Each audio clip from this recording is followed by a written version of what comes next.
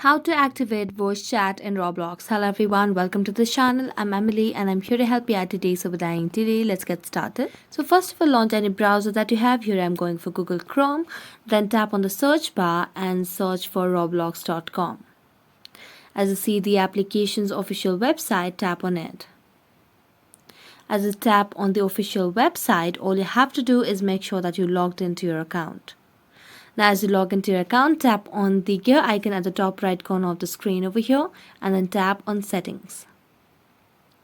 As you tap on settings, all you have to do is simply just tap on the privacy section at the bottom of the screen.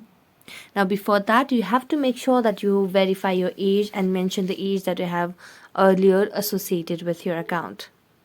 Afterwards, tap on communication over here and then tap on all this experience chat and everything.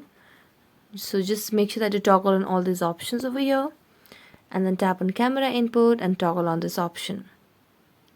Now as you toggle on this option, go back, and here as you can see there is no option of voice chat, so it seems that the feature is not available in the region right now. So all you have to do is just wait and wait for the feature to get activated. So that's it. Thank you so much for watching this video. See you next time.